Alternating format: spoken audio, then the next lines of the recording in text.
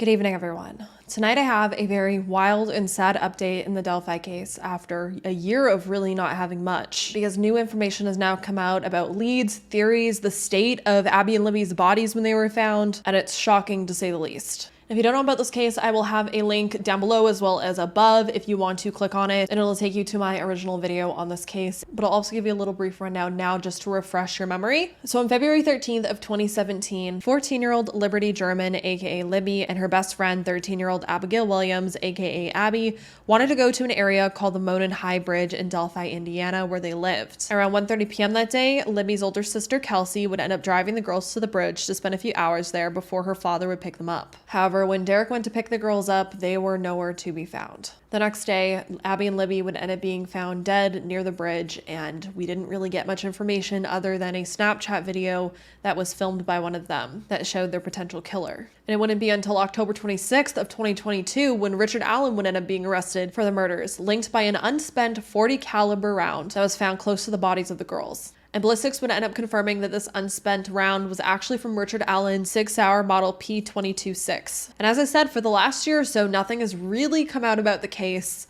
until now. Court documents that were filed on Monday are now revealing new information that I am honestly shocked is being let out to the public, because this is one of those cases where everything has been so tight-lipped. Now, keep in mind that these claims are actually coming from Richard Allen's defense, but it is compelling information nonetheless. The defense is saying that Richard Allen isn't guilty, and instead Libby and Abby's murders were conducted by members of a pagan Norse religion that's mixed with like a white nationalist group that are called the Odinists. Now, according to Southern Poverty Law Center, and I quote, "Odinism is a neo-pagan religion drawing on images of fiercely proud, boar-hunting Norsemen and their white-skinned Aryan womenfolk, and is increasingly taking root among skinheads, neo-Nazis, and other white supremacists across the nation," end quote. On top of that, it's claimed that 4 potential Odinites were named in these documents as suspects. And here's the thing, this doesn't just seem to be some satanic panic revival. There's actual alleged evidence. According to the 130-something page document, because I've seen a bunch of different numbers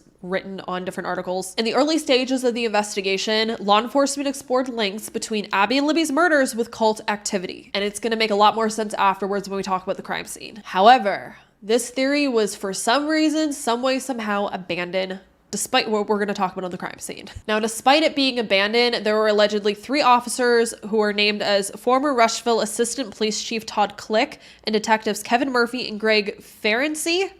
These 3 men continued to investigate the possible connections despite everyone else kind of dropping that theory. During the initial investigation, authorities actually linked 2 different groups of men who practice Odinism together. One group was in Delphi and the other was in Rushville, which is about 122 miles away. And these men were allegedly connected to the murders. Now, we're gonna get back to these men in a moment, but I wanted to talk about the crime scene. And as I said, there seems to be a lot of evidence that actually links the girls' murders to this cult. And after 6 years, we are finally getting information about the state of the girls' bodies and the crime scene. And once you hear this information, it'll make a lot more sense why the police have kept quiet about it. Not only is it extremely sad and disturbing to hear what actually happened to Abby and Libby, but it doesn't seem like your run-of-the-mill pedophile or serial killer doing this, in my opinion. So I'm going to talk about the girls, but be prepared because it is going to be tough to hear. These new court documents are now detailing possible Odinism signatures left behind at the crime scene, including how the girls' bodies were staged. You heard me right.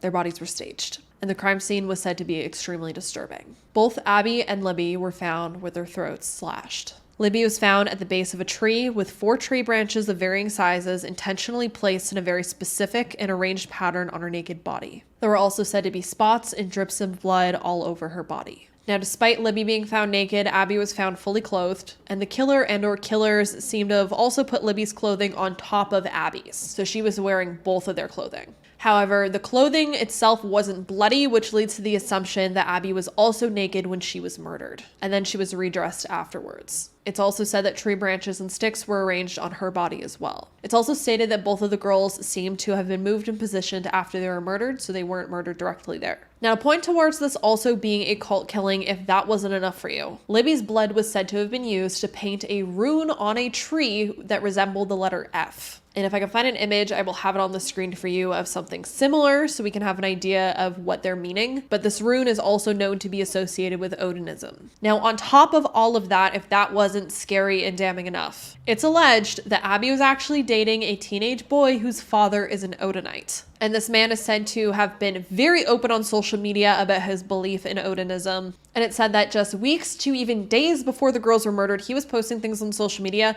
that linked to things that were found at the crime scene. One image was allegedly said to show, and I quote, two women either dead or posing as if they were dead on the ground in what appeared to be a forest, with tree limbs and sticks arranged on their bodies, end quote.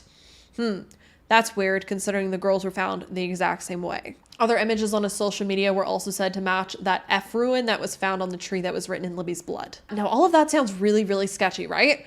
Turns out that allegedly this man was interviewed on February 17th of 2017, just days after the girls' bodies were found. But it said he was cleared by March. But despite him being cleared, it said that more tips continuously came in about this man being a potential suspect. Now, this unnamed man is actually linked, if not one of those 4 Odinites that I mentioned earlier. And these are 4 Odinites that are named by the defense as suspects in this case. One of these men actually lives only a 7-minute drive from the crime scene. And one of the other men allegedly confessed to his 2 sisters that he, and I quote, was on a trail and a bridge with 2 girls that were killed and that he was going away for a long time, end quote. This man was allegedly interviewed early 2018 and asked officers if they were able to trace him if he had spat on one of the victims. All of that, again, very fucking suspicious. And keep in mind, this is all happening while we're all sitting at home only knowing that these 2 girls were found in the forest near the bridge. Like, the police seem to be putting in the work, but also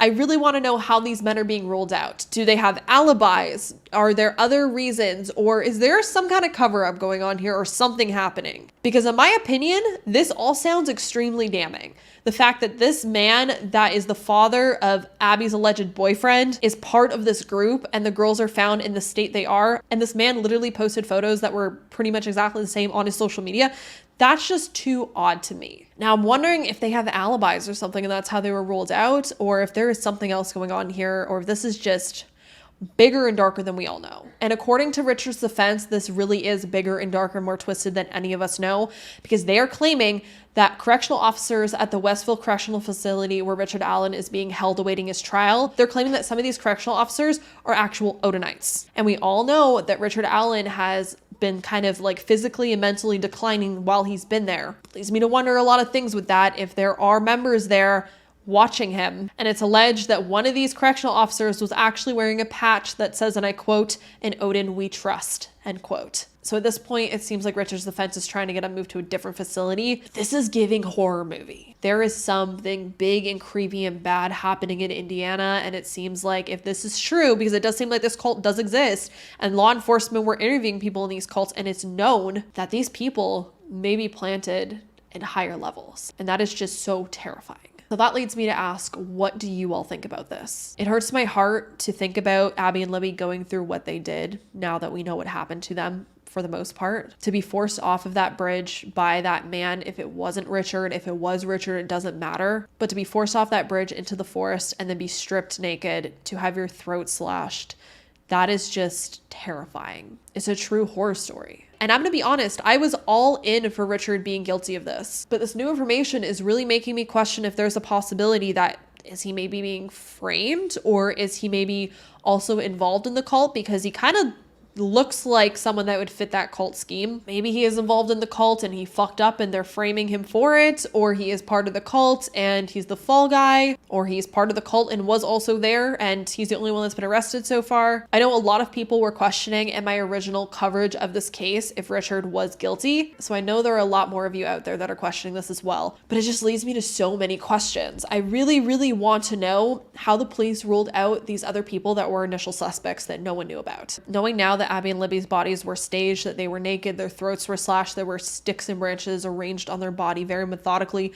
there were runes painted in blood, and then the alleged connection between Abby's alleged boyfriend, This case keeps getting creepier and creepier, and this is not the way I thought this case was going to turn. It's really darker than I ever thought. And I really do feel like there is something bad going on in Indiana, and I could see this being a cover-up or something's going on here that's really weird. But I will say, Richard Allen's defense is putting in the work that all of this came out. But what do you all think? Let's have a big discussion down below about this all, and if any other new information comes out, I'm going to keep active on this because, again, I did not think that this is the way that this case was going to turn. I really thought it was as cut and dry as Richard shot them because there was a shell casing or whatever, and he might have done other things to the girls and they didn't want to release it because they were minors. But knowing what happened to them, it's just, could it be a cult? Could it be Richard Allen trying to frame the cult and it be completely twisted like that? This all sounds like something you'd hear in the satanic panic era, but the evidence seems to be there. I guess there always is the possibility that Richard Allen or some other killer or pedophile did this and then staged it to look like this cult. But that is just twisted if so. But then it makes me wonder, what would be the motive? What's the motive of killing these two girls? Especially if this cult is linked to white supremacy. These girls were white. And I'm not saying anyone that doesn't look like that should have been killed. It's just so odd. And I have so many questions. I mean, Odin is the god of war. So I don't know how sacrificing these two girls to him would fit into their culture or whatever and their thought process. But it's terrifying to say the least. And it really makes me wonder if there are any other cases that are similar to these girls that were found in similar ways that would link throughout history or throughout the decades in that area to this cult. I don't know. I'm going to be thinking about this all week now, all night especially, because I just found this and I just needed to talk to you all about it. But what I do want to know is how you are all feeling about this new information.